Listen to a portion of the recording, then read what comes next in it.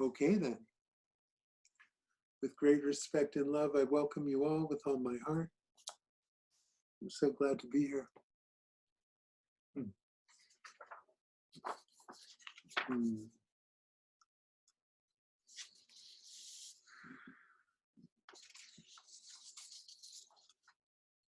Let's see.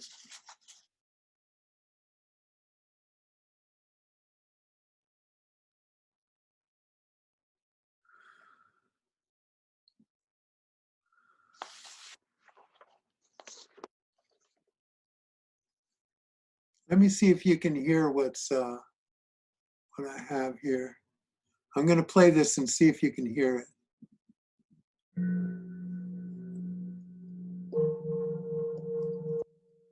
You see, your problems are your body's problems. Clothing, shelter,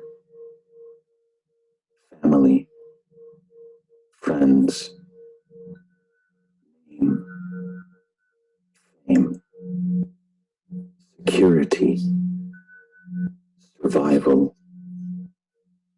All these lose their meaning the moment you realize that you may not be a mere body.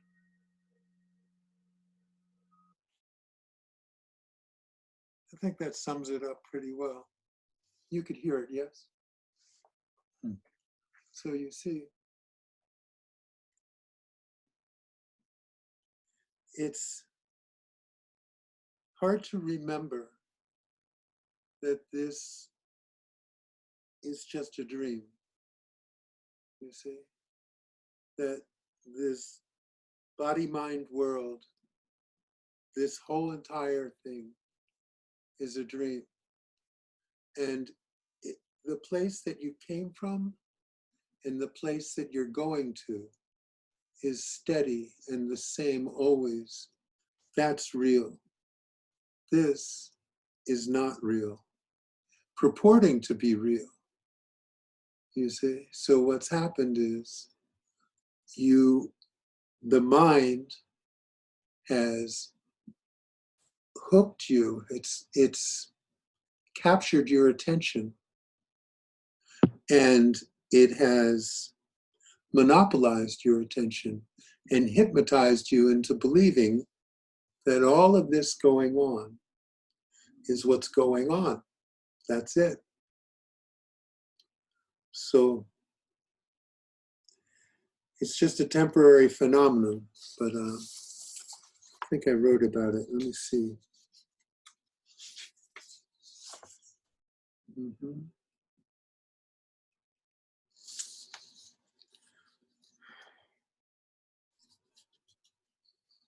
Do not get involved with thoughts. Let them come and go without indulging or trying to get rid of them. Lose your interest in thoughts. Is what you think really that fascinating? Are your thoughts worthy of the attention you give them? Your attention feeds your thoughts. A well-fed thought becomes big and strong, so strong that it masters your attention. This is how the illusion takes hold of you. It draws your attention, then monopolizes it, hypnotizing you into believing that this world is real. Do not allow yourself to be ruled by the mind. Instead, learn to master the mind. When your attention is fixed on the self, above all else, your thoughts become thin and malnourished. Without your attention, the mind becomes much less of a nuisance. Your intense focus upon God is what puts everything right. The illusion relies upon your belief in it for its sustenance. $1 is just a piece of paper with no inherent value, but because we all believe in the value of those dollars, we can trade them for all kinds of things. This is how belief works. When you believe in your thoughts and feelings, you are willing to give them everything, even your sense of identity. You have given your mind way too much. Short of protecting the body, the mind has no inherent value. It is your belief in your thoughts and feelings that deceives you. In summation, the illusion hooks you through drawing your attention and then mastering it. Your belief in the body-mind in this world causes you to forget who you are and fall into the dream of this life. When you see this world for the illusion that it is, its value will be lost, and its ability to draw your attention will be greatly diminished. Give your attention to God, and you will become disinterested in the mind's charade of pretending to be you.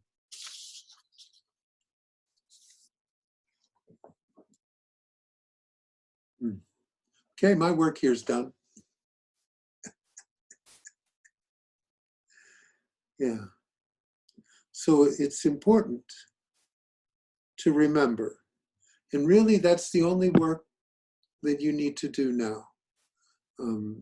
Ramana, he said, attention. Just remember, just give it your attention. Don't forget anymore. Don't allow yourself to forget. And when you forget, just remember. And continue this process of remembering and remembering and remembering who you are, and remembering the essence, that presence, that sense of being that is the foundation of everything, and recognizing that the rest of this is nothing more than a high quality dream, and a longer dream than the ones that you have at night, better quality than the ones that you have at night. But just like when you're sleeping and dreaming, you're dreaming thinking that what you're dreaming is actually happening in that moment. As soon as you wake up, you know it was just a dream. But that's how it is with this life. Even though it's longer than your sleeping dream, when you wake up from it, it'll just be a dream. So keep your perspective.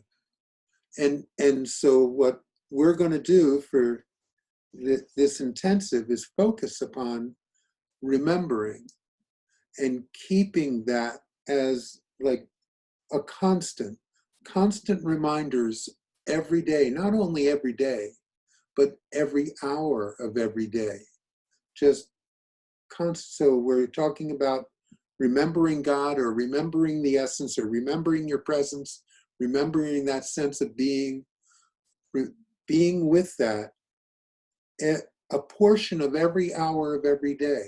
So you're taking it with you all the time. I know when there's certain times when you're in deep sleep, you can't do this. Or maybe you're doing some intense work and you can't do it. You make up for it on another hour and just fill in more time. And just remind yourself.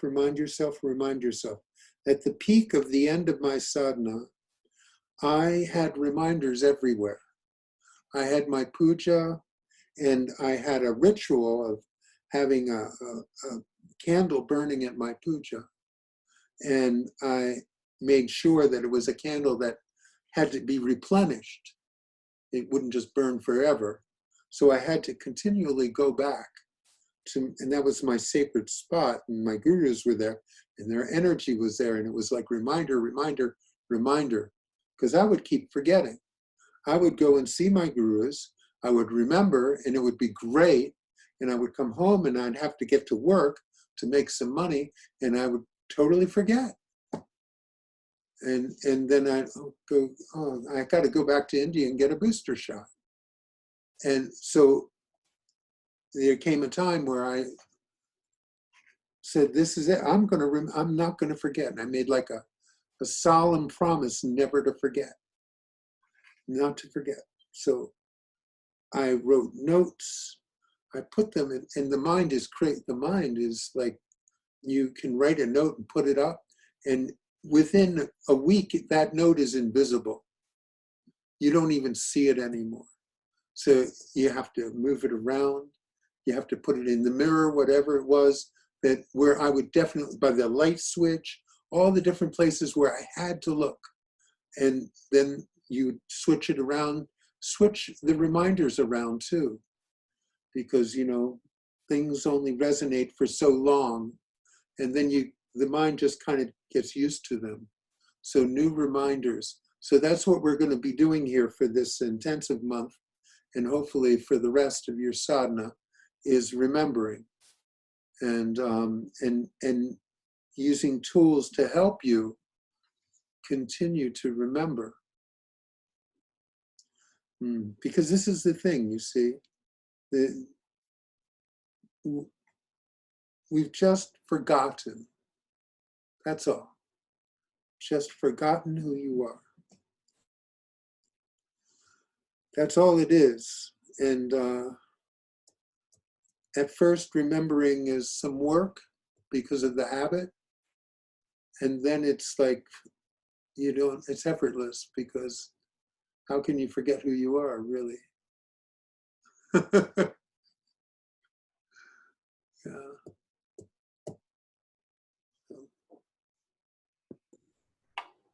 Ananta, Yes. you know the computer has a background on the laptop? Yeah. I researched God images. Oh, Images yeah. of God, like rainbows, sunsets, Vishnu.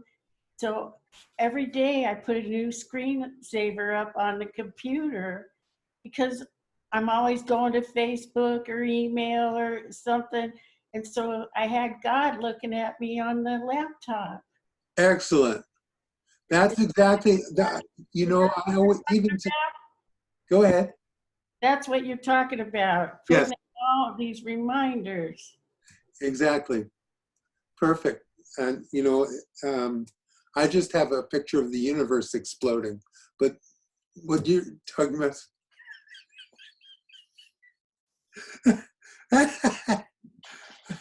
it's actually true. But I always have some, right now, especially because we're doing this intensive, I have like a zillion tabs up in Chrome of different spiritual talks and stuff going, like that. And it's like, there's so many, you just click and go, oh, there's Ramana. Oh, there's Nisargadatta. Oh, there's Nityananda. Oh, it's like they're all over the place. All the guys are there. So even if I'm doing work, they're there behind on one of the tabs. So I have a question about Ramana. Yeah. He kind of helped me see that life and death are all happening right here for me right now. Yes. And I got into the idea that our cells die and replenish, and we don't even have to think about it. We're constantly birthing and dying. I like that. Yeah. Is that kind of something that he was expressing? Well, that's a way of expressing it. I like it. I think what Ramana was saying is basically you're beyond birth and death. You see, that it was like, it wasn't even a concept for him that he could possibly die. It wasn't a concept for him that he was ever born. You see, because, you're looking at things as someone identified with a body. And a body is born and a body dies, and a body goes through this and has these thoughts and these feelings, and it goes on like that. Okay, but when you're no longer identified with the body, when you are actually simply being as you were being before you were born, when that is all that's there for you, then this body stuff is like so minor. It's so whatever that it has nothing to do with you. You see? So, I mean, really, if you had the option of resting in the universal eternity of everything, or resting in this lousy, stinking body. Which would you choose? So you see, once you've had a glimpse of that, and most of us have had a glimpse of that awesome presence of the moment that is so awesome that you cannot possibly put it into words. Once you've had that, how is it that you would fall into personal little world of identifying with yourself as a body and a mind? It's so ridiculous that this happens, you know, and it's even though it's a temporary thing, it causes so much stress and difficulty and struggle, where you see Ramana, you see Baba, you see all these guys. They're not struggling. They're not struggling at all. And what you feel from them is love, you see? Because they're living in that piece of the moment. And they're manifesting in a body, but they're not that body. And since you look at yourself as a body-mind, you look at them as a body-mind, but they're not that body-mind, not at all. And that's what makes it so like something that you would be interested in. Because you see, so like we would call it bliss, that state of peace that is everlasting and unshakable, you see. But it's deeper than any word you could put to it, because it's universal, and universal is big. It's big. It's bigger than Earth. It's bigger than the galaxy. It's bigger than anything. You see, so that's your home. That we all come from the same place. We all are in the same place, and temporarily we're at this little dreamland and forgotten who we are. So I'm giving a course in how to remember. That's all this is. Everyone's has an opportunity to remember. So, good. Did you like the video, Tracy? Oh, I watched it every day. Oh, wow, great. Yeah. I took naps through it too. It was great. I love doing that. I do that all the time. I turn on one of these things and I go right to sleep, just like a baby.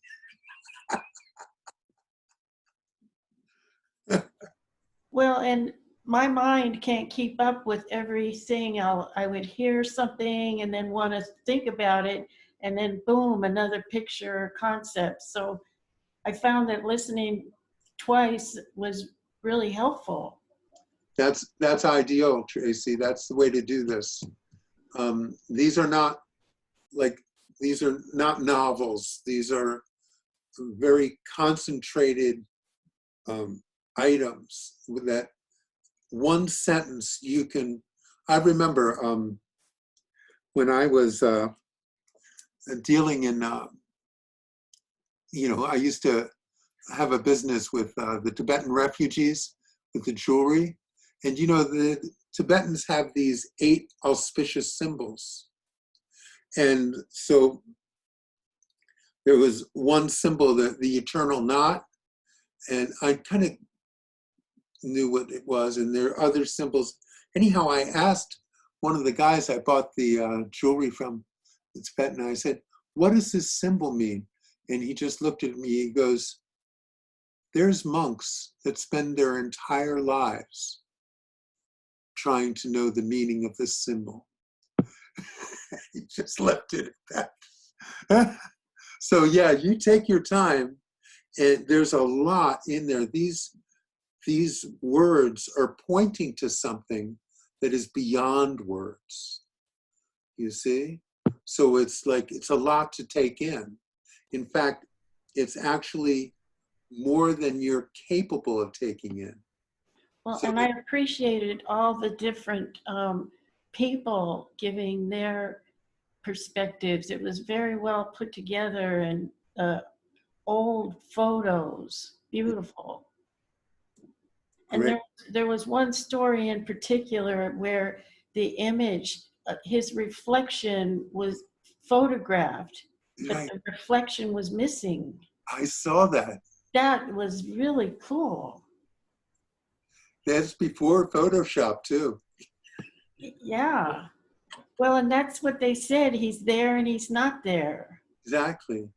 And everyone was real excited. They finally got a picture to prove it. That is rare. Nice. Well, anyway, I enjoyed that. That's the light work. Now it's going to get intense. Starting Sunday, I'll line you up with, you heard the thing that I first played. It's going to be that. A whole series of those things from Nisargadatta, from his I Am That book. And it's like each phrase is just a sentence, and you just wait, and it's like, whoa, take it in. And there's certain ones that you'll resonate with, other ones maybe not so much, like that. But I'm going to have all of you study it basically, and take the things out that you resonate with, make a record of them, write them down, so you have this notebook, or however you write on a computer or whatever, as a reminder, things that can remind you, so you don't slide into this forgetfulness, which is a very well-established habit. And you know, it's the way the game works. You see, this illusion is dependent upon your belief in it to hold up, you see. So it's a very strong energy that draws that in, you see. So it's like when you go to the movies, you might not even be into it, but you know, it's on a big screen, there's all this noise, it's like, and then you get lost in it. You get lost in it. And this life is even more intense like that. And you get lost in it, and it's like, it's almost like it's just convenient to forget. It works better if you forget. It's like you can enjoy the movie. If you remember that these are just colors on the screen, you're not going to enjoy the movie.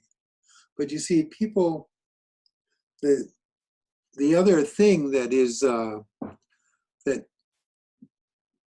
makes it such a draw is that personal sense of pleasure that you get. So you do something, you really enjoy it, and that draws out personal involvement. And the more you're involved with it, the more you enjoy it.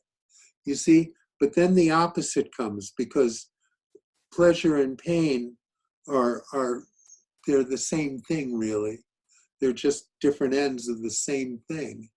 And so you take in the pleasure and fully embrace it, and then the pain comes, and you don't like it, but you got to be with it 100% the same, you see. And so that's how this works. And if you're not into the movie anymore, if you're ready to leave the theater, even though the movie's going on, well, I know where the exit door is. I recommend you take it and see what's on the other side. And then The movie will go on without you. It'll be just fine.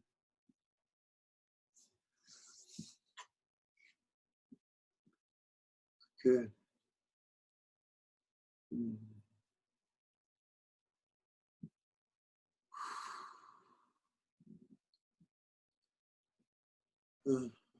Ananta, Yes.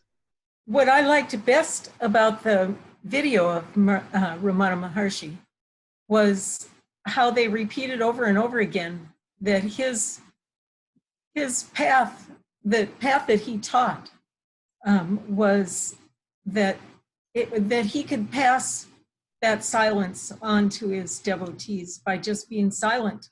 Yes. And Ramesh used to always say, now Ramesh talked and talked and talked, just like I do. He just talked and talked and talked.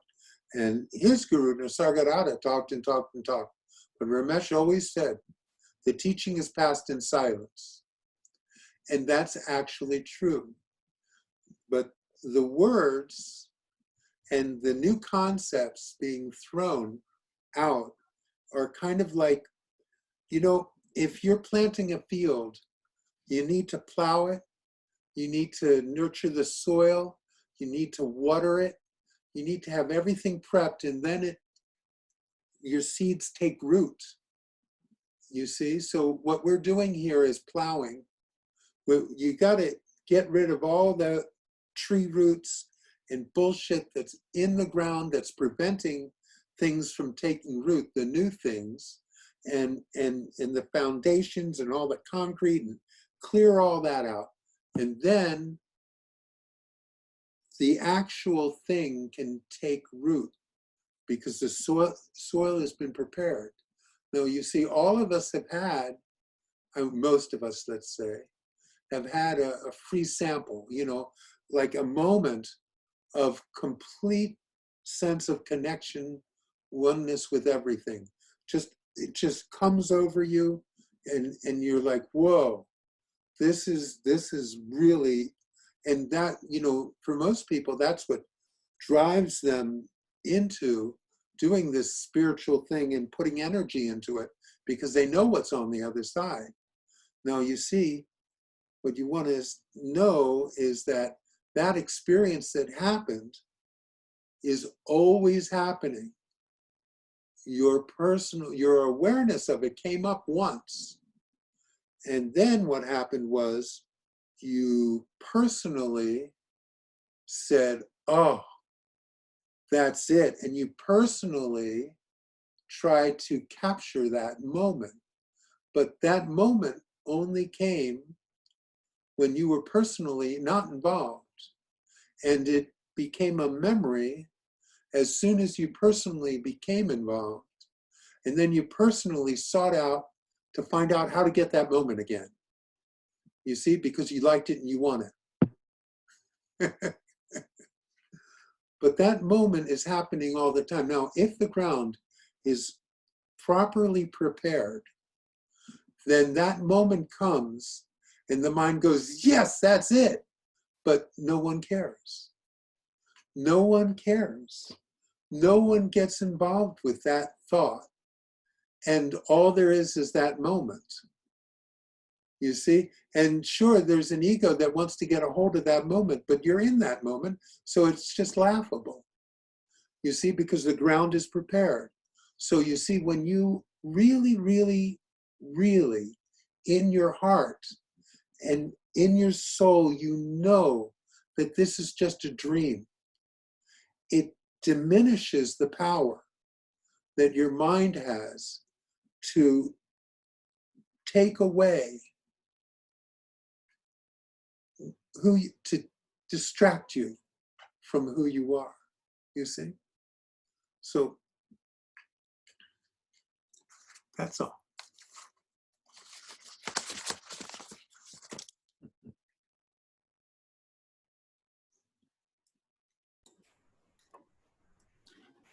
I appreciated the assignment for restructuring, because I don't have the social input or distractions.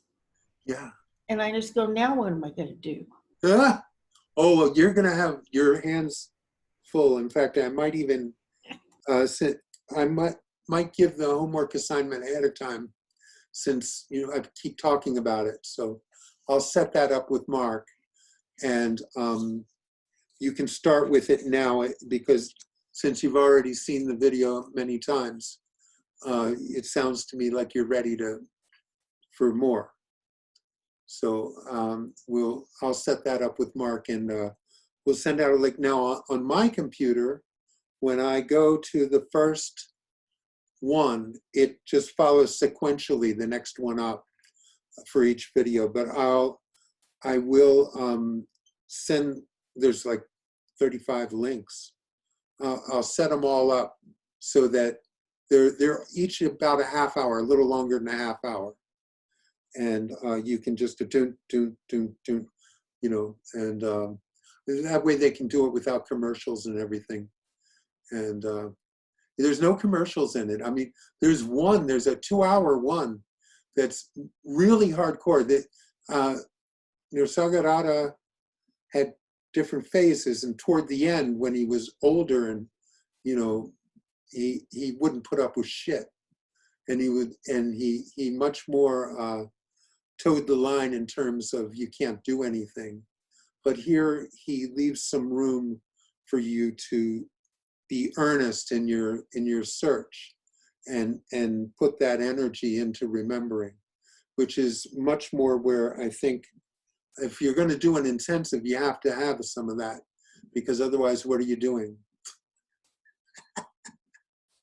So I think it's appropriate, and I'm just blown away. I played that one little bit, and it was like, I just go, yeah. He says things so beautifully, and this was translation by Maurice Friedman, and I didn't know much about him. Maurice Friedman, I had heard about him from Ramesh, and Ramesh didn't think much of him. He thought the translation wasn't any good, because the Nisargadatta that he knew was much more towed the line than he was earlier. So, but it doesn't matter. I read about this guy. He was an amazing being. He escaped from Poland when the Nazis invaded, and he went to India, and he was involved in directly involved in the independence of India.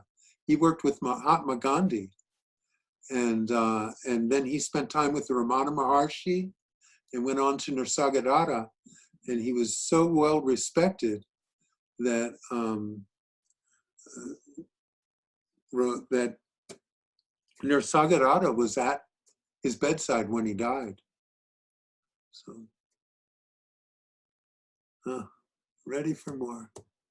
Okay, well, sounds like some people are ready for more.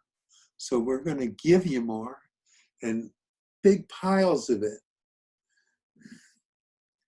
So the instruction will be that you take these, you listen to them.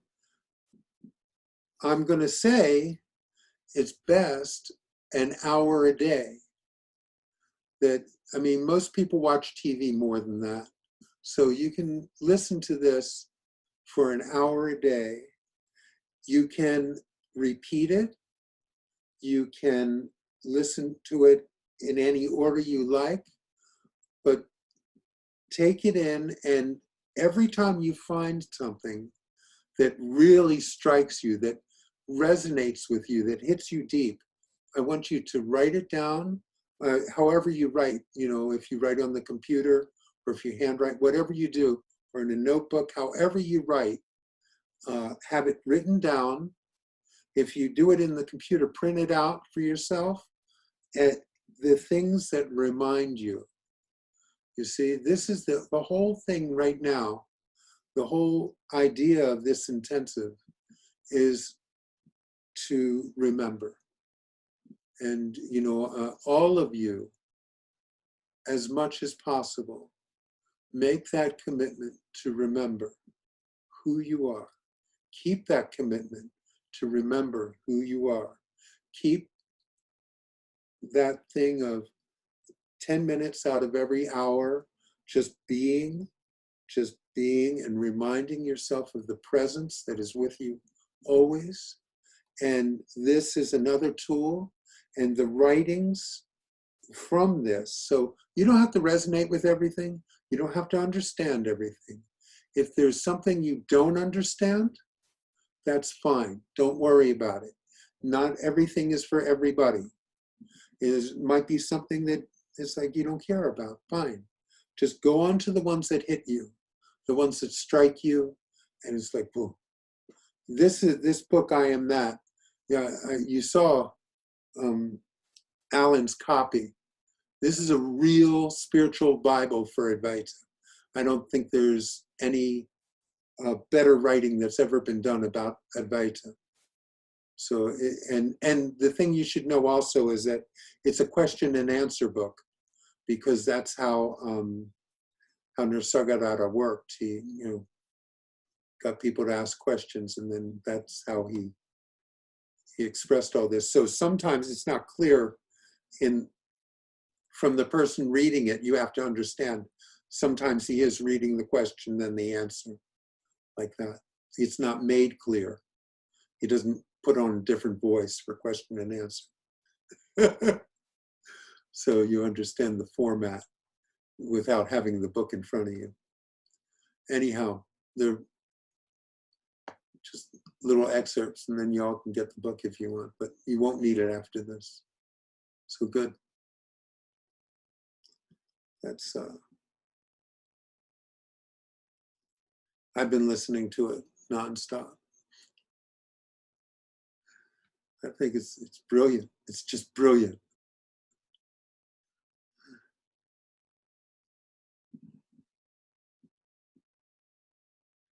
Yeah.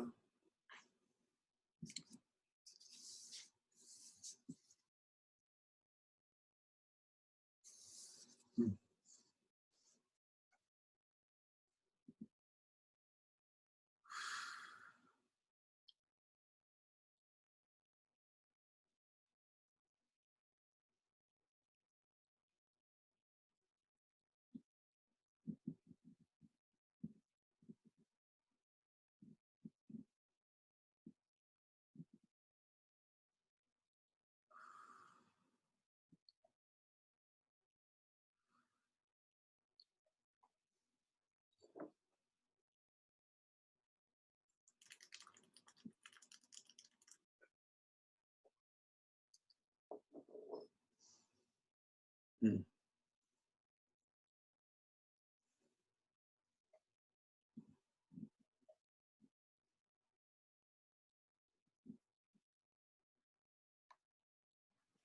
So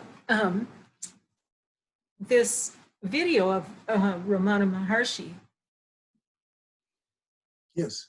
reminded me of something that I did as a very little kid. And so when I was like 5 or 6 or 7, I used to ponder if my mother and father hadn't gotten together and given me this body, would I still be an entity? I mean, I didn't have those words for it then, but I kept pondering that question. What if they had never gotten together? Maybe would I still exist? And it would make me so curious that thinking about that over and over and over again, it forced me into an altered state of consciousness where I became ancient and timeless, endless space. And I was able to do that up until I was about 10 years old. And for some reason, after that, I could no longer get into that state of consciousness. But listening to Ramana Maharshi, and his philosophy that we need to have self-inquiry, that we need to inquire into the I. Yes. It brought that all back. And I haven't been able to get quite to that state that I did as a baby, but it feels like if I really take this seriously and ponder the nature of the I could probably do that again. Good. Good. You know, I think we all come in knowing, and then we forget, and we're taught to forget, and we're taught to pretend that this is what it is. And you know how it is with kids. Kids have great imaginations, and if they imagine something to be true, they believe it. You know, so so as children, we imagined that what we were taught was true, and we just believe it now. We believe it, and it's so solid that we don't question it anymore. But Ramana is, and all these great Advaita teachers are asking you to question it. Just ask yourself, who am I? You see, because really, this thing doesn't hold up. This world just doesn't hold up to scrutiny. None of it holds up to scrutiny. None of your thoughts or feelings hold up to scrutiny. They're all smoke and mirrors show. And so you keep asking, well, who am I really? What is really going on here? Like you said, okay, so you know, you're like a chemical experiment that came out of your parents with particular traits, particular characteristics, particular genes, particular biology, particular conditioning, right? But really, what is that? Is that who you are? I don't think it is. I don't think it holds up. All it is a personality, you see, and you get seduced into this idea that your personality and your body and your mind and your thoughts and all of it is who you are. But how's that going to work after you die? What does that mean? You're not yourself anymore? You're not, what does that mean? Maybe what it means is that who you are is not who you think you are in this moment. You see, that there's a bigger who, a much bigger who than you. That could be a new Dr. Seuss book, a bigger who than you.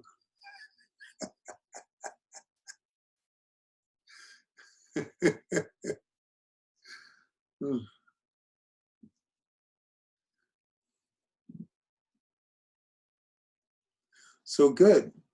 Bring it back. You see, I think we all came in remembering, and you have a slight remembrance of remembering, of at least being able to go there and seeing what it is, you know? So good. Go there again, return home, because you already had it. I had that sense too, that I knew, like I totally knew coming in, I knew. And then trauma happened so strong that it caused me to forget, even though I didn't think I could forget. But I forgot, you see? And then the path is to remember again. So it's a worthy path. Remembering who you are is a worthy path, and it's a great adventure. It's worthy. It's a good time.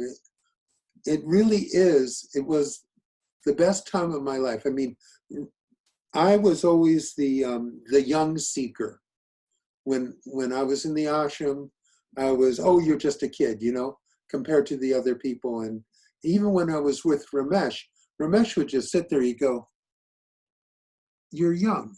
He would go, what is your rush? What do you think you're gonna do when you get there? Of course, that fell on deaf ears because I'm not patient. And it's not like I could just, oh, well, I don't have to seek, then I'll wait. No, it was more urgent than that. So, but he was right. He was right, because the actual coming into that oneness that you are is such a non-event. And it's so not, it's getting there that's fun. Being there is just being there. It's fine. I recommend it, but it's the getting there that's really the adventure.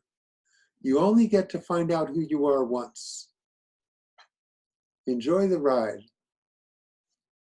Enjoy the discovery.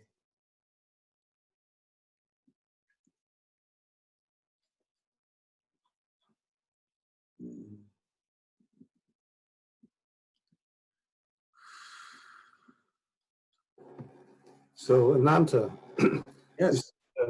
the getting there is the fun part. Sometimes I've heard that before, and sometimes I find that not easy to relate to. It's kind of like having a word that you know stuck in your head, and you want to say it to somebody and you can't say it, and so it's just frustrating because it won't come back and you can't get it out. And that's not necessarily fun. It's sort of frustrating.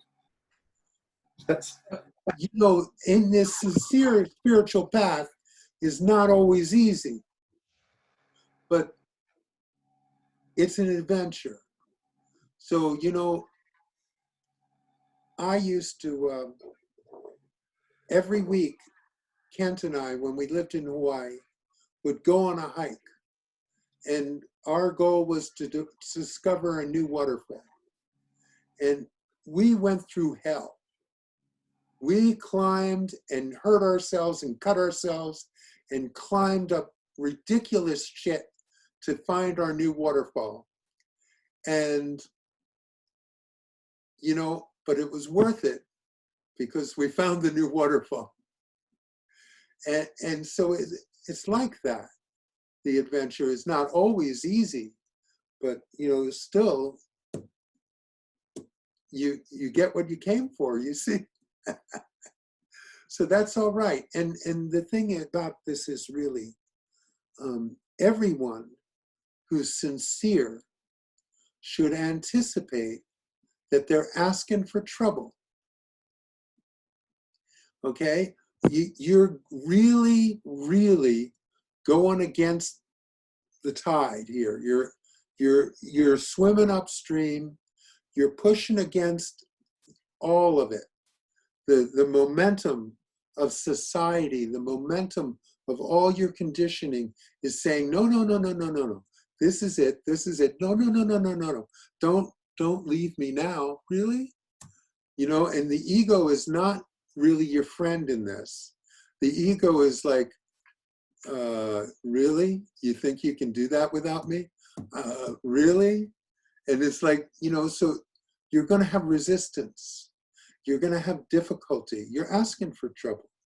You're asking for trouble. So really what happens is you get confronted with how deep is your sincerity or your earnestness, as Nisargadatta would say. You have to have a great deal of earnestness to plow through the difficulties. It's like, you know, while you're identified with yourself as an individual, there is no bigger deal than letting go of that. As long as that's there, There's no bigger deal that is suicide. That is the ultimate surrender. You see? So it takes a lot. Do you have it? You know, so the difficulty is just difficulty. And really, what is difficulty? All it is a sensation. What is frustration? It's a sensation. And your mind says, I don't like this. You see? And then that sucks you in to wanting to do something as an individual about it. You see? This is how the ego plays with you. So that's fine. It's just a sensation. So there's frustration. You think I don't have bad days? Yeah, I have plenty of bad days. I have days where it doesn't matter what I do, everything goes wrong. It happens. That's what life is sometimes. Sometimes I'm typing something and I look up and it's all capital letters. I haven't figured out how to do that automatically, redo it into small letters. I've tried to look it up, but you can't anymore. So I have to redo the whole thing. I don't care, whatever. You know, it's just what it is. And so that sense of, is just like that. And then it's gone. And it's gone. You see, that's the thing. So you can feel that frustration, whatever it is. And then it's gone. It's just sensation. Who cares? That's the thing. Who cares? And you see, the ego is going to keep on seeing if you care. And it's going to do whatever it can. You see, so fear will arise, frustration, anger, whatever it is, sadness that could possibly draw your attention back, you see, because that's like the ego's sugar. It's like, oh, this is nice. This is so good. I love it. You see, so stay with the process. Watch the ego. Watch it ferociously. Watch what it does. Watch when that frustration comes up and how it can draw. Just watch it do it and laugh, because it is funny. It's so funny that which is everything would choose to forget and think that it's Alan. That's funny. That's like really a good joke. So you should be in on the joke and enjoy it. And it's nothing more than that. And really, at the very most, it's a temporary phase, because, you know, it will only go on as long as this lifetime. Did that answer it at all? I don't know if, did it? Okay, good. These are the things that are great when they happen, you see? Because without the ego exposing itself, it cannot be surrendered. You see? If the ego lives in darkness, if it's able to conceal what it's doing, then it makes your spiritual commitment impossible to come to fruition. You see, so these are gifts. Every time this shit comes up and you catch the involvement, it's like that's a gift. That's a gift. And more, you're being able to release and move on.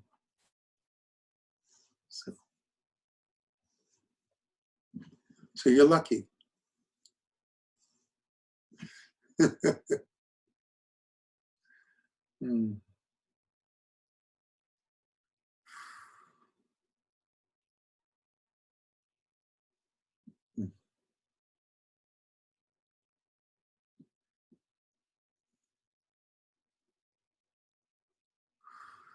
So when the involvement happens, we can hit the delete key.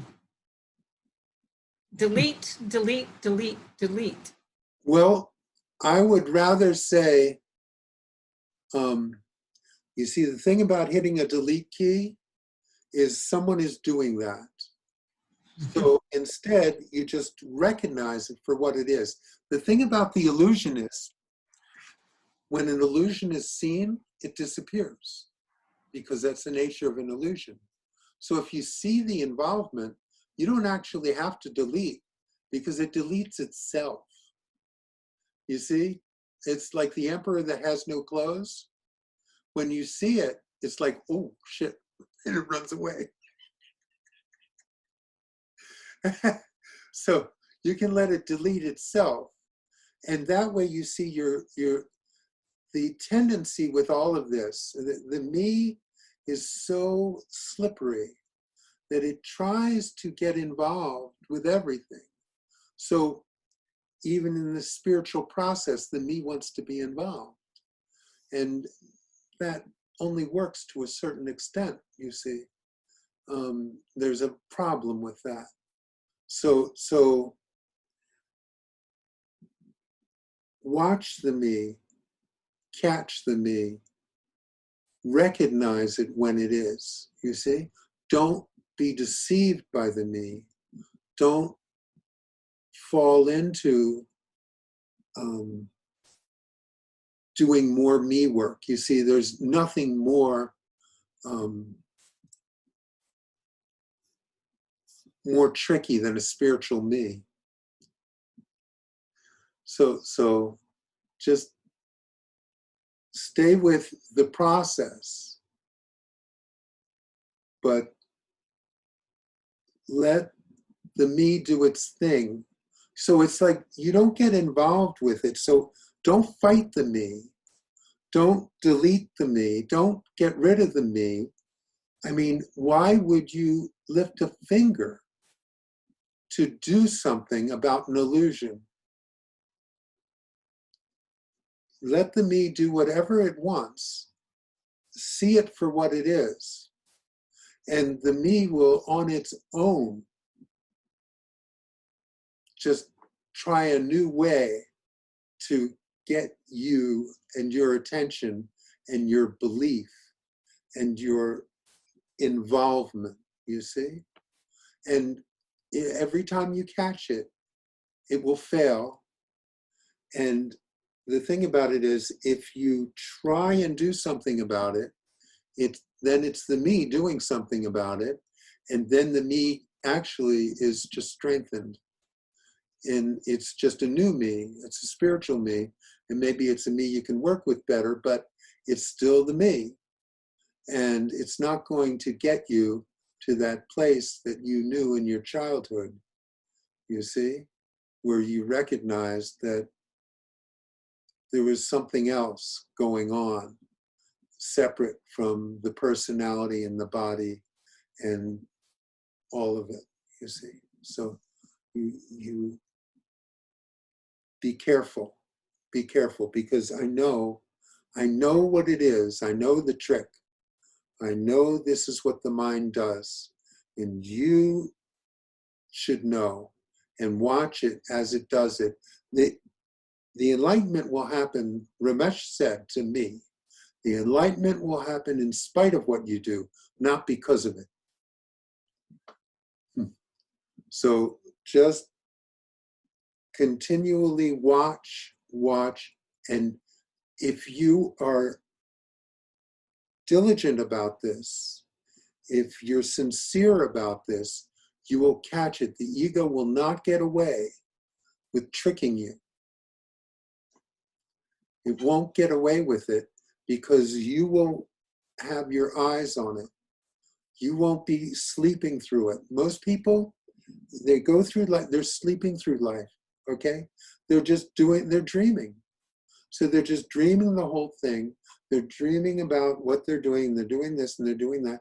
Okay, so look, it's time to wake up. Just pay attention. That's what Ramana said. The one word he was asked, I'm just saying because you weren't here, Alan, last time. So Ramana was asked, and it was in that movie, he was asked, if he could explain the teaching in one word. And Ramana said in English, attention. You see, so that's what we're doing here. We're giving this our full attention. That's all that needs to happen. If you can give all of your attention to what's really present, to what's really going on, then what is not real will become clear to you. And what is real will become clear to you. That's all that's required, is that you don't sleepwalk through life, but you pay attention. And you'll see, and you'll know when you're sleeping like that, you'll wake up and you'll just be with it, be with it, be with it, be with it. And there'll be challenges. There'll be things, the ego's tricky. The ego knows how to suck you in. The ego's been doing this a long time. It's an old pro at getting all of your attention. So you can rely on the ego's ability to do that.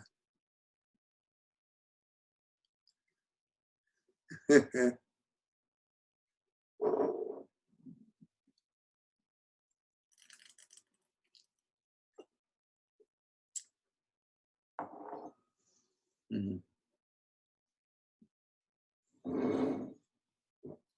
Good then.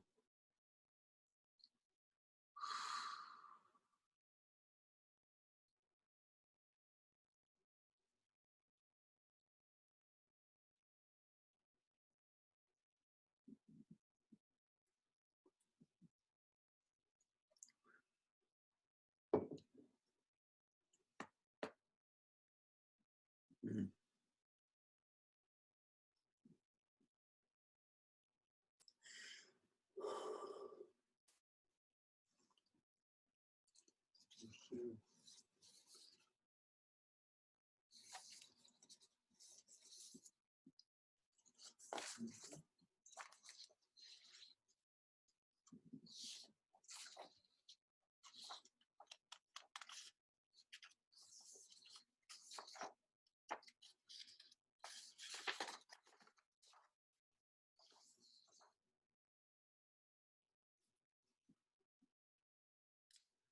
You are living an imaginary life. You are pretending to be a body and imagining that the body's lifetime is yours. You have become so engrossed in your pretending that you have forgotten that you are pretending. The truth is, your life in this body is only make-believe. Somebody should nominate you for an Oscar.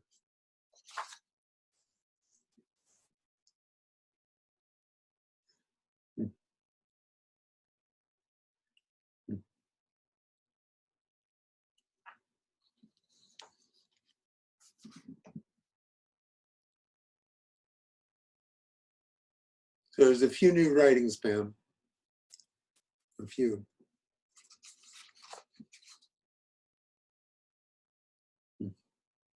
Yay. Yay.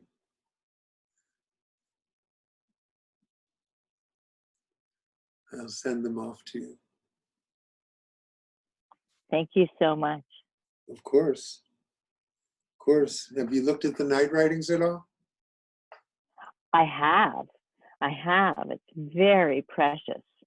Huh. So, yeah, I savor each little chapter. I've been very much enjoying it. Oh, good. And it's, yeah, thank you very much. I don't think it'll make the New York Times bestseller list, but thank you. Well, I love the journey and Yeah. that you went on to hear about it.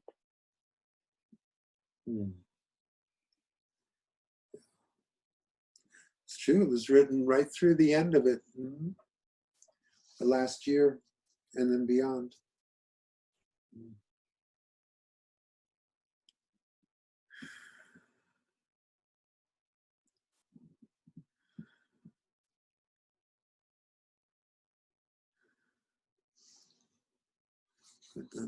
I think Dan and maybe Brian and Oliver have also read it. I think so. Some of them. Dan read it. I know Oliver did. Yeah, Oliver got it. Yeah. Is this the Nuggets thing you're referring to? No, it's a book that I Oh. wrote a long time ago. Oh, then I haven't got a copy of that. No, I'd No. love to get a copy if it ever is floating around somewhere. Yeah, we'll see. Okay. It's it's was half written before and half written after. Well, it had to be redone entirely afterwards. And since I'm not a detail person, I wouldn't have. Ramesh pushed for it. Otherwise, I would have just let it go. But that wasn't an option because Ramesh wanted it out. So I love the beginning verse that you have from Ramana in that book. If I could read it. I think it's from Nisargadatta, though, isn't it? Well, it says the 30 verses of Shree Ramana. Oh, then it must be because I think it's the it just is that has Nisargadatta. Go ahead. It's short. And the innermost shrine is the shrine of I. And when the truth seeker storms this citadel, hearing the sword of truth, he slays himself. His head bows and falls. Appropriate for something called the Night Writings. Yeah, maybe. I guess that's why I picked it. Yeah.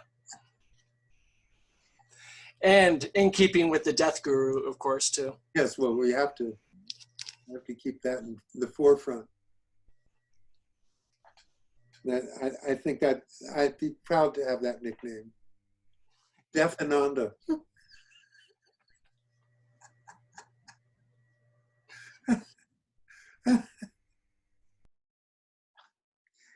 Yeah, like I'd be proud.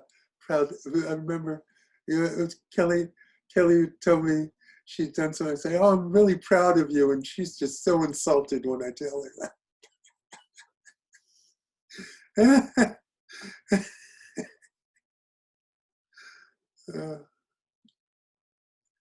Oh well.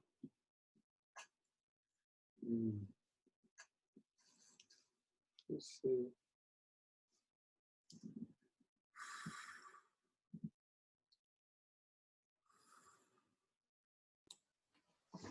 Ananta, Yes, it's a good time to be spiritual. I think so. I think any time is a good time to be spiritual, but right now, it's like really everything is like, okay, what's going on here? And where do you want to go with this? Because, look, pandemics are serious shit. People die, and it's uncontrollable. And, really, it's crapshoot and you don't know what's going to happen. And so it's like, things are in jeopardy. And, you can run around like a chicken with its head cut off in fear, or you can like go, oh, maybe it's time to bear down here and really, really intensely do this thing that I've been thinking about, So, you all have been coming to church, these satsangs every week or so for years, and many of you for years. And it's like, okay, well, that's why we're doing an intensive month, because it's time to get serious about it. Devote your energy really to it.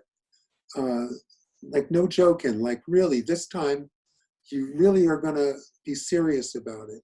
Use that earnestness that you have. Use that sincerity that you have. Apply it. Apply it in your daily as much as you possibly can. You see? Just as much as you possibly can, apply this now. Now, because you don't know about tomorrow.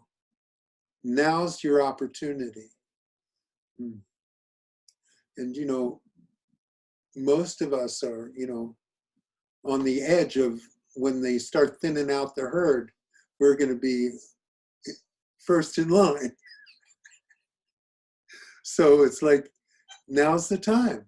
Now's the time. Get serious about it. I found myself crying just all of a sudden. So it feels like my heart's opening. Like I don't want to see it all as sadness. It's an opening. Does that happen when you do all this spiritual stuff? It can, certainly. For me, grief was a big, big thing. A big thing. You know, look, this is, it's a birth, but it's a death too, you see. There's, you've invested your entire life in really fostering and supporting the me world. And the me is sad to let that all go. It's a lot of work. It's a lot of work. You know, you have a lot of compassion for how much went into keeping all this going. And so yeah, grief comes up. Grief, it arose for me, and it's sweet, really. It's sweet, you know, and it needs to be expressed. It needs to come out, you see. Otherwise, what's a good? It's a part of what is. It's a part of what is, and you, like I say, you can only surrender that which you know. So it's like there's all different ways that grief can be. I really think that everything boils down to this, you see, that there's a tremendous sadness in just feeling separate from God. This is a sad world to live in, to feel separate from your essence. So,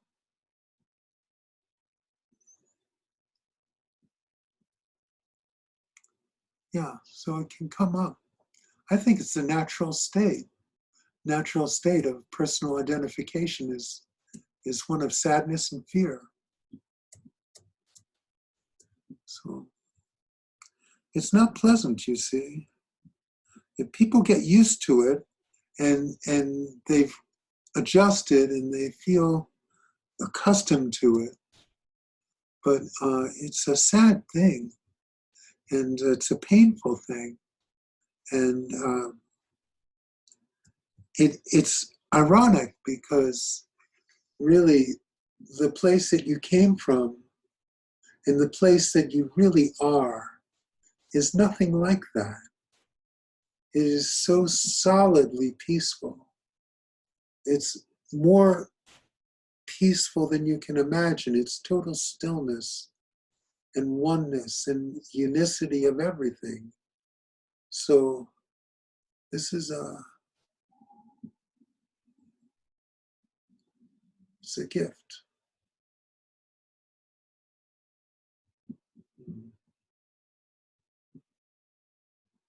This is a great time. Every moment is a great time, but this is particularly a great time because every moment is particularly a great time. That's what my friend said about Shree. Shree greeted you as if he had waited his entire life for that moment. You see? So every moment was the most spectacular moment that it could possibly be. And that's your home, you see. Right now there is a witnessing that is taking in each moment as just everything, just being with everything. 100, 1,000, 1,000,000%. Just being with all of it, without the way the mind is with things, because the mind picks and chooses and gives percentages and likes and dislikes and moves around and discriminates. I'm talking about a presence that does not discriminate. It's just complete embracement of all of it. So much embracement that your mind isn't capable of holding that much, you see. But it's going on. It's going on behind you right now. It's going on with everything all of the time. And it's really the most loving and accepting place there could possibly be. And it's always with you. This is the thing, it is always with you. So you see, Ramana, he was not at all identified with his body-mind. There was a body-mind, and it did whatever it did. All this stuff was going on. Words were being said. Actions were going on. But he was nothing to do with that. Nothing to do with that. Never. So he would sit there, and all there would be was that oneness. And it was so intense with him, just like with Shree, that 1,000,000% was there all of the time. And so people would just come in his presence and feel that. And that was the teaching. That was everything. It was all right there, all of the time. I remember going up to Baba and Darshan, and I would have this idea. I wanted to ask him something. I would come up. By the time I was within, like 50 feet of him, it was like I entered this bubble and it was a different world. And then I come to Darshan, and it's like, I knew I had a question, but I'll be damned if I could remember what it was. Because all there was this stillness around him. I mean, there were all these people bowing and this and that, and this going on and that going on, but all there was in that space was stillness. It was just still and quiet, and it was like, oh yeah, well that's what I came for. You see, that's why I'm in Darshan line. That's why I brought my banana. It's like just to be in that for a moment. It's like a reminder. Oh, that's what it is. You see. Now I thought it was in Darshan. I thought it was in Baba, but it's always there. It's always with you all of the time. And just like, when Baba died, I thought he died. I mourned him for years, but he was always there. He never left me. He never left me. How could he? We were the same, you see. So we have this illusion of separateness, and we take it into our daily lives and walk through our lives as if that is so. But it's just not so. It's not true. We're all the same, and the essence that we are is beyond birth and death. It's beyond understanding. It's beyond any of your concepts. It's beyond any of my words. And the best I can do is string together some sentences that maybe point to what it is that I'm talking about. But really, just like Ramesh said, just like Ramana said, the teaching is passed in silence.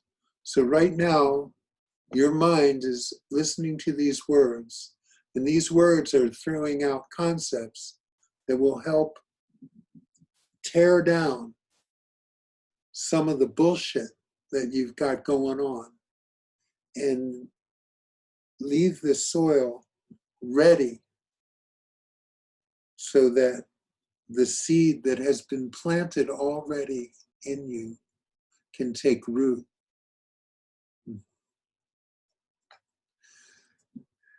When it does, you won't need any words.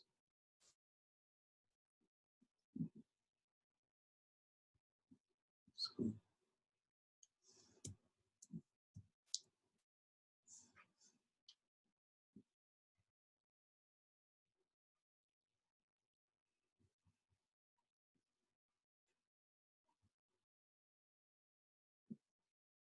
someone wrote something, I'm just reading it.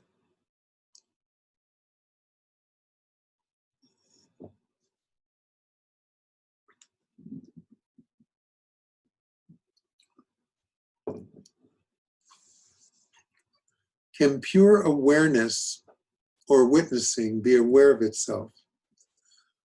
Or is it an oxymoron? And is being and awareness of being or stillness the same thing? Or is it the moment you're aware of just being, you're back in the ego, mind separation, mind and separateness? Okay, well, it's a lot of words. I'm describing this so that your mind can receive it, okay? So inherently, every single word I'm saying is incorrect. Words are based in distinctions, and what I'm talking about is beyond distinction. So even though I say witnessing and, pure awareness or consciousness, when as an individual, you think personal awareness is worth something, and what you want in enlightenment is to be personally aware of it, to personally experience it. But that's not what it is, because it's so massive, so large, so universal, that it being aware of itself would never arise, because anything that's aware of itself has a sense of separation. You see, so it's beyond that. It's beyond all of my words. I'm using the words to point to that essence that is greater than all of it. So everything you understand is not correct. Every word that I've said is not correct, but it's the best I can do. So just, you can mimic this as best you can. And what I want you to do with this is, you have spent so much energy in your life imagining that you are this individual, this separate individual. Now I want you to use that power of imagination to imagine that you are the essence of everything. Just imagine it, so that that old imagination can be diminished, so that the imaginary character, the dream character that you have been living will be diminished. And when it's diminished enough, what it is will be totally clear. But you see, all it is what is. So you see, it's like they talk about the I am. There's like this sense of self, but it's very tricky, because even that's not correct. Because how's there an I when it's everything? Am might be correct. Am, sure. That, what is that? That's something. I am that. Everything there. The I, no. The that, no. Am, okay. If you can just leave it at am, that sense of being, that amness, that is, just is. It's beyond words. It's just a moment. It's just a place of stillness and completeness that has no beginning, has no end, has no boundaries. It's beyond anything that your mind could possibly embrace. It couldn't get it because your mind needs the handholds of distinction for understanding. And you're trying to understand this, but this is not something. Understanding is really a very primitive tool that applies to this world. Okay? You're not from this world. This world is an illusion. So to move beyond this world will take something even greater than you could possibly understand. But we'll pretend for a while, and you can try and understand it. Ramesh used to always say, you know, the understanding. And he would say to me, you know, you have a very deep understanding. And I really actually felt that was a joke. Maybe initially I took it in, but after a while I thought that was like almost an insult. But you know, you have to talk about it. So you use these words, you use these concepts, but it's beyond all of that. And that's okay. So yeah, the awareness, the witnessing actually is not aware of itself. When we do the next assignment, Nisargadatta really gets into that. He really does state very, very clearly that that there's no one aware of its existence. It's not like that. So he states that very clearly. So when you listen to it, you'll pick that up. I'm sure you will. It'll help. But still, you know, we're doing an intensive, so we're all pretending to try and get somewhere. Good. Let's all go to where we already are. Come on, we can do it. It'll be fun. You know, I spent 21 years doing it, so you can spend a month. Or however long. You know, just put in, we'll play the game. And the truth is, somehow, I don't know how, but somehow it does work.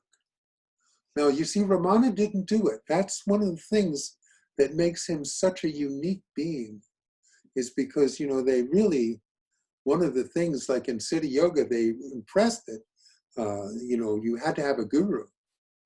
And in order to be a guru, your guru had to say you were a guru, like that. You know, it's like, it was a very strong thing there. But Ramana, he didn't have a guru. He just had this overwhelming sense that he was going to die. And pop, the ego died. So. Excuse me. Yes. I think he said the mountain was his guru. Well, yes, he did.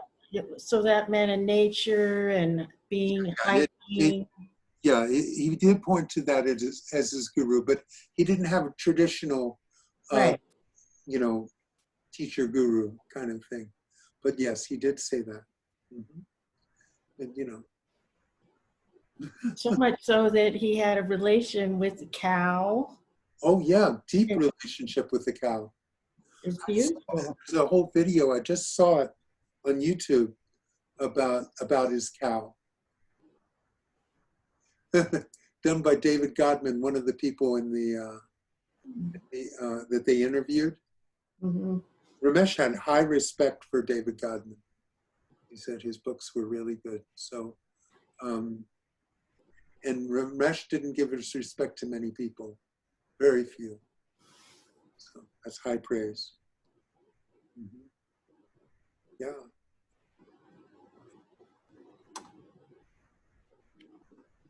So I've been wanting to kick this one your way.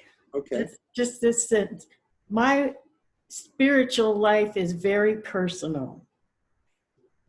Oh, really? What do you think of that sentence? I think it'll be a long spiritual life.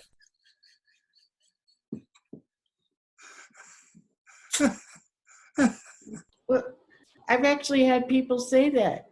Well, of course. You know, they don't want to talk about their spiritual life because it's personal. And then it makes me wonder. Like that. Well, you meant personal, like private. Well, personal, yeah. Well, you know, that's fair enough. But, you know, it's like, you know, what talking about it is usually just the ego anyway. So there's something to be said for that. Of course, it could just be bullshit too. Okay. It could be like, you know, I haven't really thought about it and I don't want to seem stupid, so it's personal. There's all different ways the ego comes up with to deal with things. It's hard to say. I hadn't thought about it like how you were saying. Oh, wow.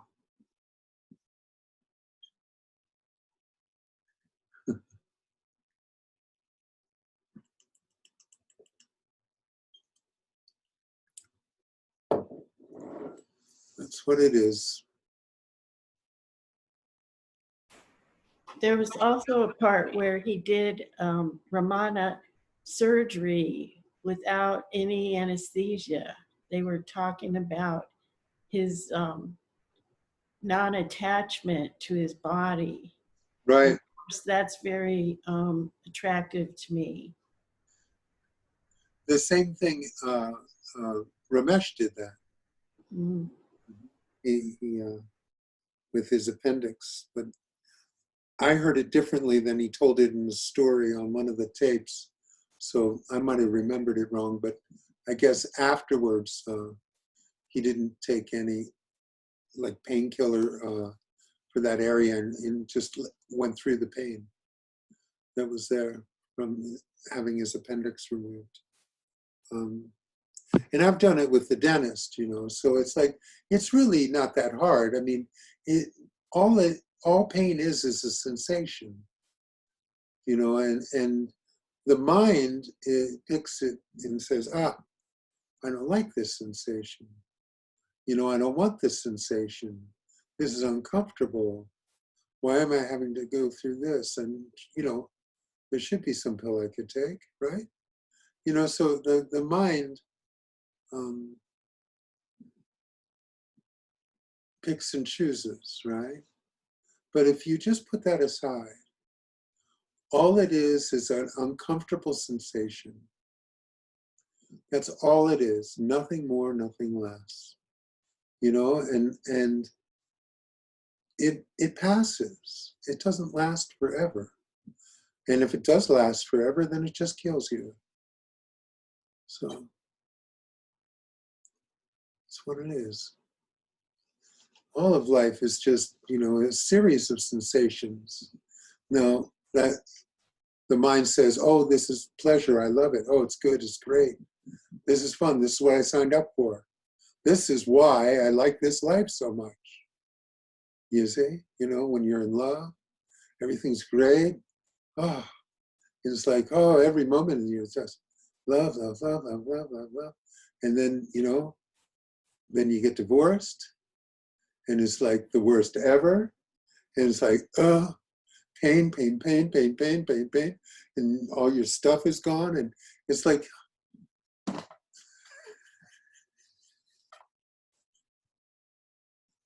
So you see, it's just the ride of life.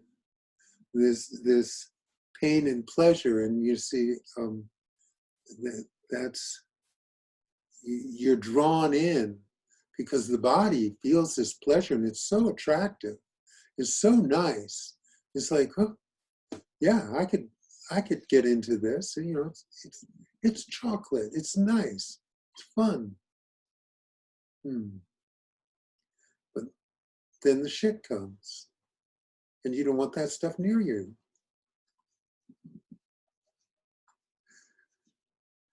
You see? So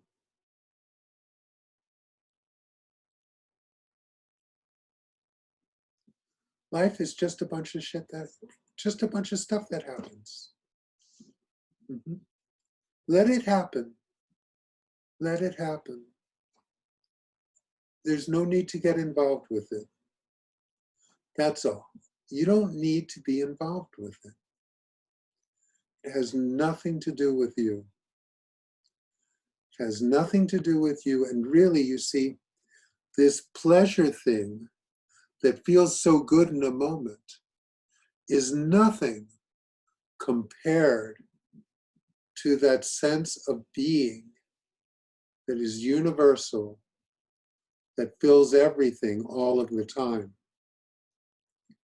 They're totally different quality altogether. Totally, not even comparable. So this thing that you've traded off all of your attention for, all of your focus, all of your energy, you've given all of your energy to something that is fleeting, and even if it feels good in a very small way, and it's going to feel bad in the same way, and it's not going to feel small to you because you've made it big by giving it all of your attention. So someone once asked Ramana, how is it if the ego is so small that it seems so big? And Ramana said, well, you see this finger, it's very small. But when I put it here, it's very big. So it's where your attention is.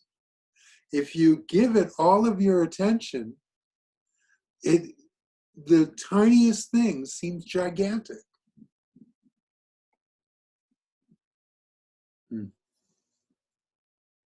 So.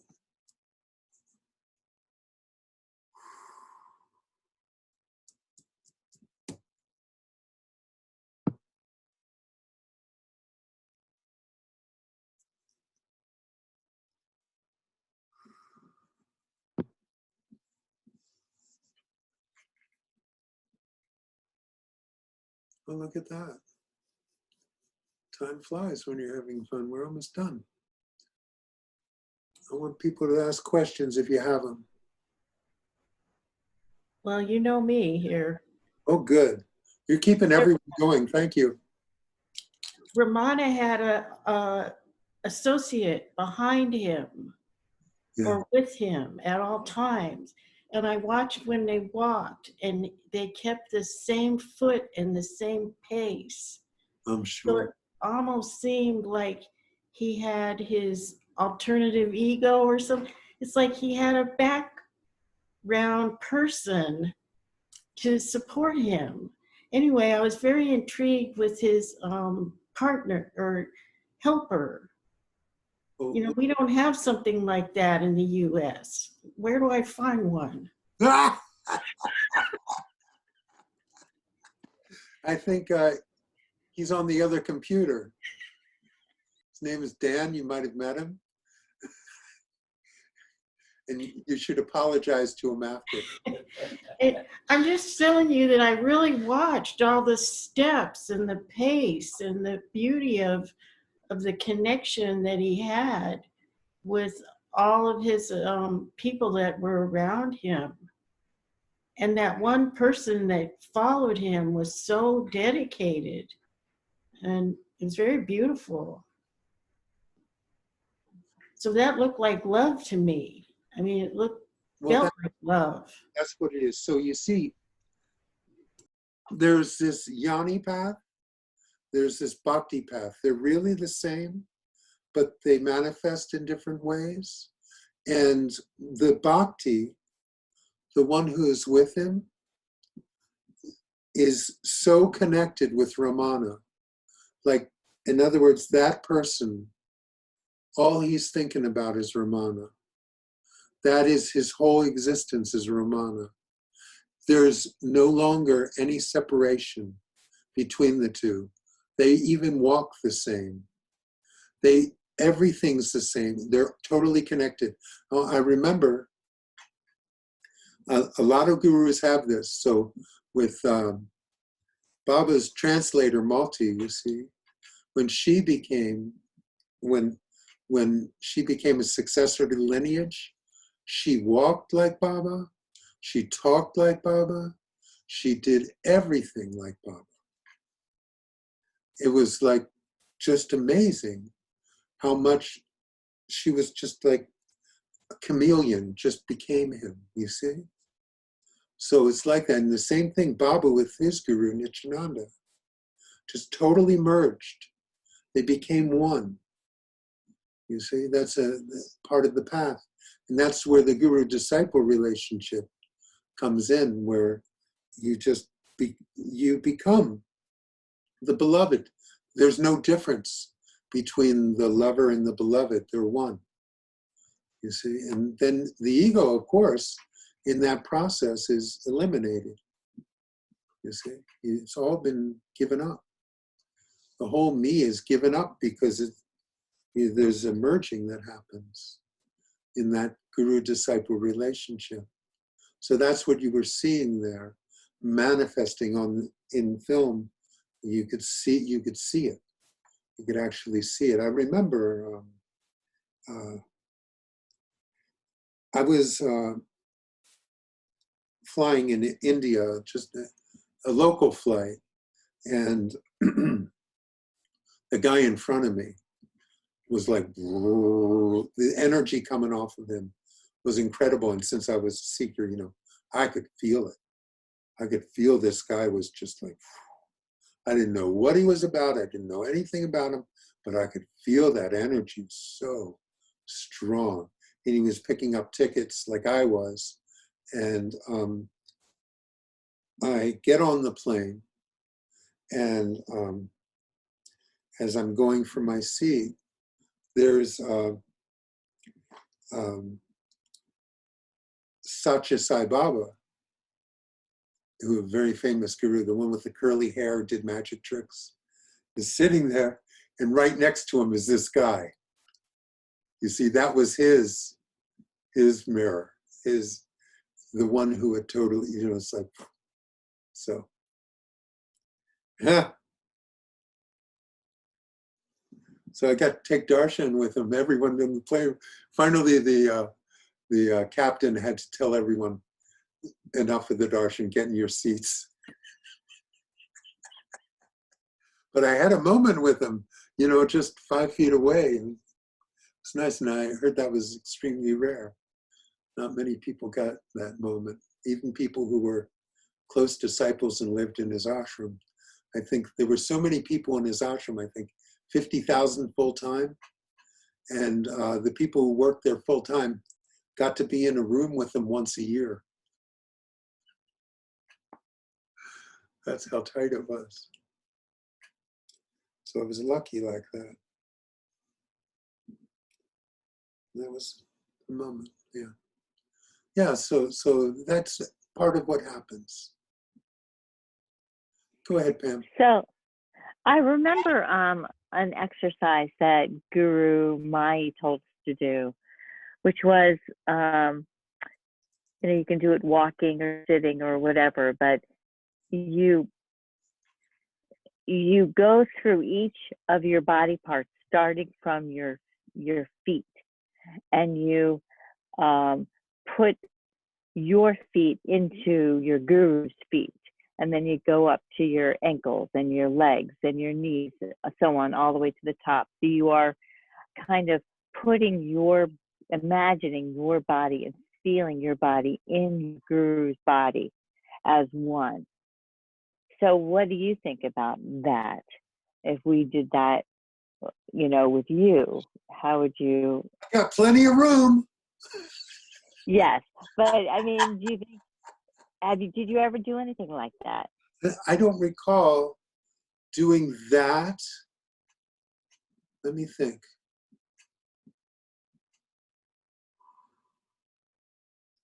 In my own way, I did stuff like that.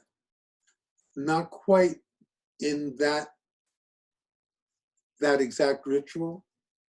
In my own way, I did my own thing like that, similar. Baba was all I thought about for a long, long, long time. And that was spontaneous with Baba. Like I was just thinking about him all the time. When I was in the ashram, the very first time I met him, there was an intensive, and there was no more room in the ashram, and so they put me up in this small bungalow right outside of the ashram. Now I didn't know this, but Baba's house was right across the street from it, so I was right next to him, and I didn't know that at the time. And I used to have a shoulder problem. I still do. My shoulder used to dislocate, and I accidentally fell asleep with my arms up, and when I moved my arm, it fell out of joint. And I was in so much pain, and I was screaming, oh Baba, because that's all that was on my mind, even while I was sleeping. And I came up to Darshan the next day, and I wasn't thinking about it. And my arm used to fall out of joint all the time back then. And as I left for Darshan, as I got up, Baba got out of his chair and started hitting me on the shoulder with his peacock feathers. I think he heard me.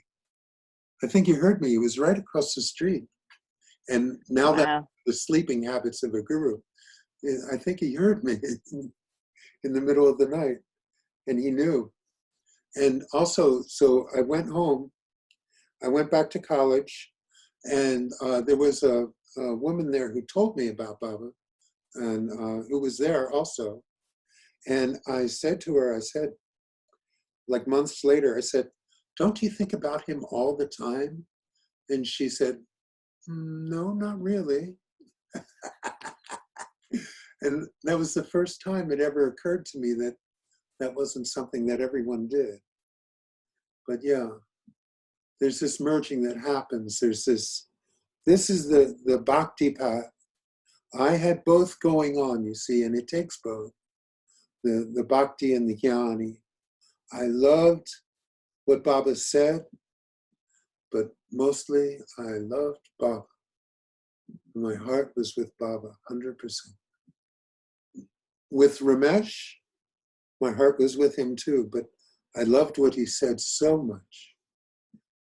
Ramesh, basically, Baba would get to the good stuff at the end of his talks.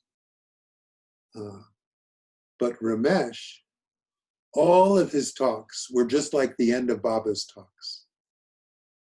They were really strong.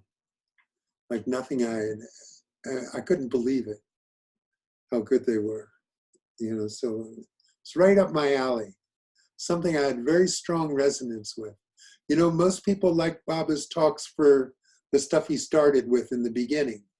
In the end stuff, maybe not so, that wasn't the point of the talk for them. But for me, it was always the end. In the end, Baba would take everything that he just said and say, this is garbage because there's nothing you can do anyway. He would say something like that. And I would just be blown out of the water that was so good. And Ramesh started with that. So anyway, you take this bhakti,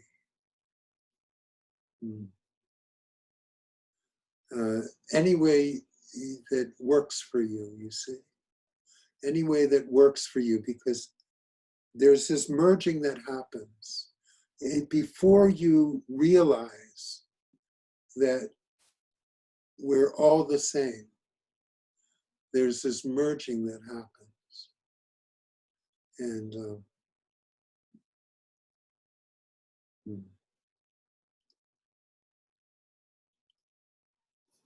once it happens, it becomes, well, it's your guru. It's different. It's always personal and impersonal at the same time, in my experience. It's an amazing thing, really. You guys, this is a fortunate time for everyone to have this pandemic, to be in this situation, to be in the company of a siddha is so rare. This is very rare. And take it full advantage, because this doesn't happen all the time. It's rare. Enjoy and take full advantage, you know. It's that's one thing that I did do throughout my sadhanas, take full advantage of whatever moments I could have with my gurus. I did. I really did for decades. So, yeah.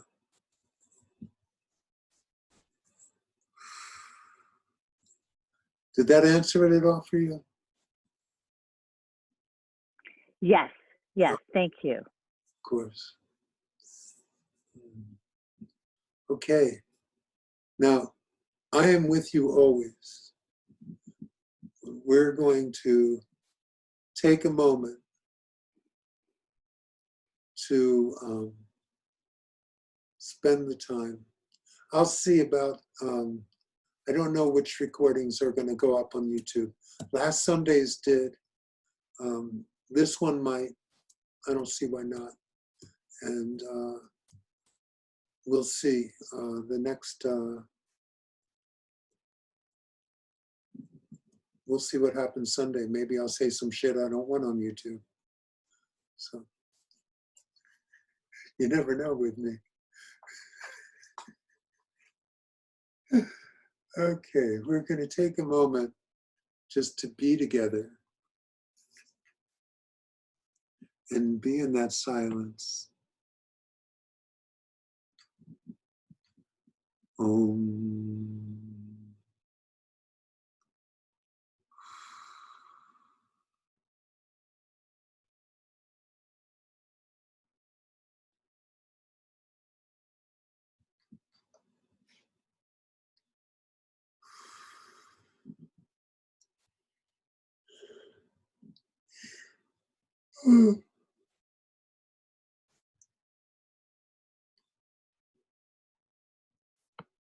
Om Guru Guru